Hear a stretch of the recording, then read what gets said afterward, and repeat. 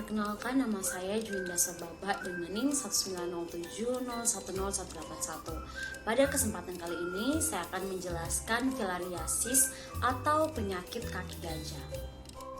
Filariasis adalah penyakit infeksi menular yang disebabkan oleh cacing filaria melalui hisapan nyamuk yang sudah terinfeksi antara lain Anopheles culex, Mansonia, dan Aedes. Selanjutnya, penyebab utama vektor filariasis adalah cacing Wucheria banchovi, Brugia malayi, dan Brugia timori.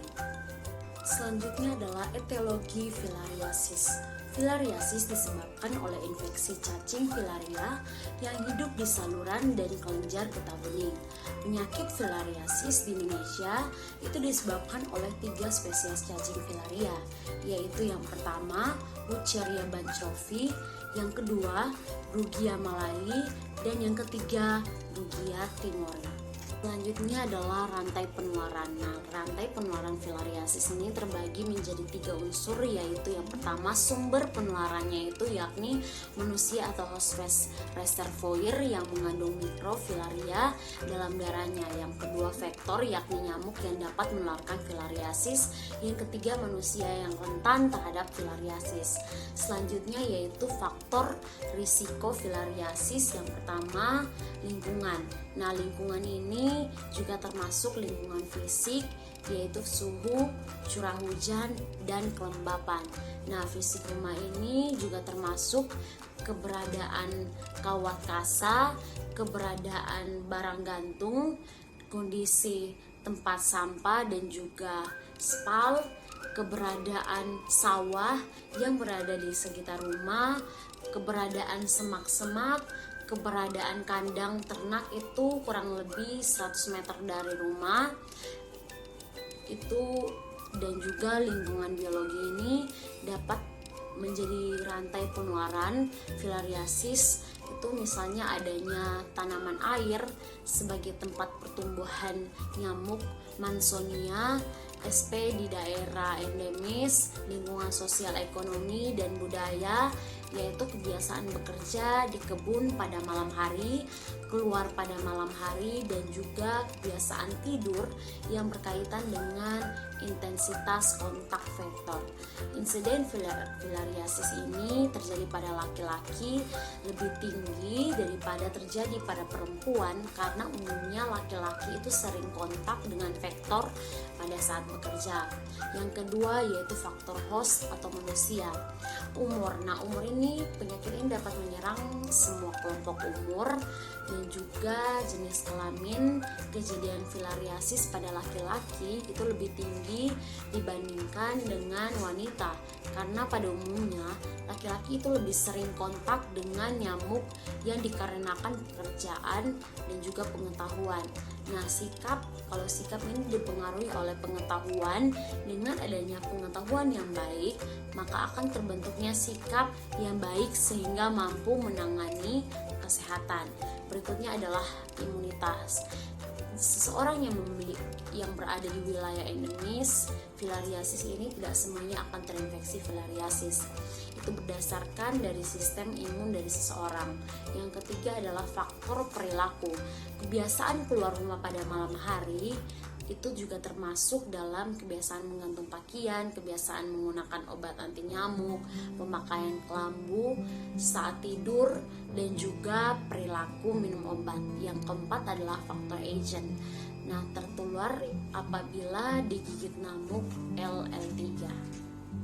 Filariasis mempunyai tanda dan gejala, yaitu yang pertama demam, yang kedua kedinginan, yang ketiga sakit kepala, yang keempat pembengkakan kelenjar getah bening, yang kelima abses filarial, dan yang terakhir pembengkakan dini.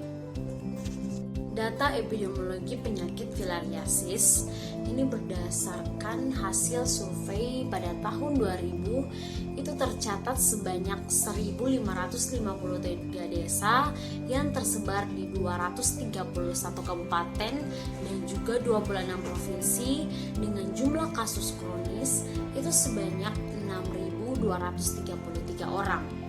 Nah, penyakit ini merupakan salah satu masalah kesehatan masyarakat yang serius di Indonesia. Diperkirakan sampai tahun 2009, penduduk yang berisiko tertular filariasis lebih dari 125 juta orang yang tersebar di 337 kabupaten atau kota endemis filariasis. Di kabupaten atau kota endemis tersebut telah ditemukan 11.914 kasus kronis yang dilaporkan dan diestimasikan prevalensi mikrofilaria itu sebesar 19%. Kurang lebih penyakit ini akan mengenai 40 juta penduduk.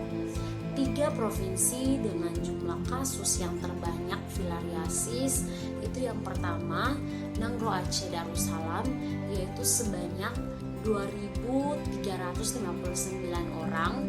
Yang kedua Nusa Tenggara Timur sebanyak 1.730 orang, dan yang ketiga Papua itu sebanyak 1.158 orang. 3 provinsi dengan kasus terendah adalah yang pertama Bali, itu terdapat sebanyak 18 orang, Maluku Utara sebanyak 27 orang, dan Sulawesi Utara sebanyak 30 orang. Ada hasil grafik kumulatif kasus filariasis kronis yang tercatat per provinsi di Indonesia pada tahun 2010 hingga tahun 2014 itu menunjukkan bahwa kasus tertinggi filariasis itu terdapat pada provinsi Nusa Tenggara Timur atau NTT itu sebanyak 3.175 kasus, sedangkan provinsi dengan angka filariasis yang paling terkecil itu terdapat pada provinsi Kalimantan Utara, yaitu 13 kasus. Selanjutnya klasifikasi filariasis menurut Departemen Kesehatan. Yang pertama yaitu filariasis limfatik. Ini disebabkan oleh Wucheria bancrofti dengan gejala elephantiasis atau penebalan kulit dengan jaringan-jaringan di bawahnya. Yang kedua adalah filariasis subkutan atau bawah jaringan kulit yang disebabkan oleh loa-loa atau cacing mata Afrika, Mansonella, Streptotheca, Onchocerca, Valvulus, dan Racunculus medianesis atau cacing guena. Mereka ini menghuni lapisan lemak yang berada di bawah lapisan bawah kulit. Dan yang ketiga, filariasis rongga serosa atau Cereus caviti yang disebabkan oleh Mansonella perstans dan Mansonella ozart yang menghuni rongga perut. Atau semua parasit ini disebabkan melalui nyamuk ataupun lalat penghisap darah, atau juga untuk Draculus oleckopepoda. Patofisiologi filariasis. Pada dasarnya perkembangan klinis dari filariasis ini disebabkan karena cacing filaria dewasa yang tinggal dalam saluran limfe menimbulkan pelebaran atau dilatasi saluran. Patofisiologi filariasis secara umum ini disebabkan oleh respons imun tubuh terhadap nematoda dewasa dan mikrofilaria. Nah, proses ini umumnya terjadi secara kronik dan juga membutuhkan waktu itu bulan sampai tahun. Kelompok filariasis ini membutuhkan waktu inkubasi itu 8 sampai 16 bulan. Namun, beberapa gejala itu juga dapat muncul 4 bulan setelah infeksi. Nah, gejala yang timbul disebabkan oleh respon imun tubuh terhadap toksin dan alergi yang diproduksi oleh filaria dewasa atau akibat dari infeksi bakteri sekunder. Selanjutnya siklus hidup dan karakteristik agent. Siklus hidup cacing filaria ini terjadi melalui 2 tahap, yaitu tahap pertama, perkembangan cacing filaria dalam tubuh nyamuk sebagai vektor yang masa pertumbuhannya kurang lebih 2 minggu. Dan tahap kedua, perkembangan cacing filaria dalam tubuh manusia atau hospes itu kurang lebih 7 bulan. Yang terakhir adalah upaya pencegahan filariasis.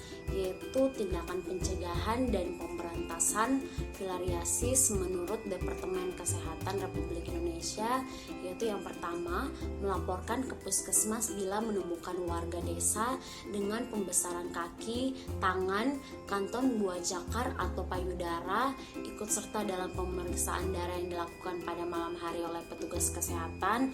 Berikutnya, minum obat antifilariasis yang diberikan oleh petugas kesehatan.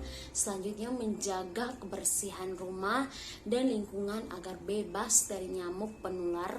Selanjutnya, menjaga diri dari gigitan nyamuk, misalnya dengan menggunakan kelambu pada saat tidur. Demikianlah pemaparan materi mengenai filariasis atau penyakit kaki gajah. Mohon maaf jika terdapat kesalahan kata. Terima kasih, Tuhan Yesus memberkati.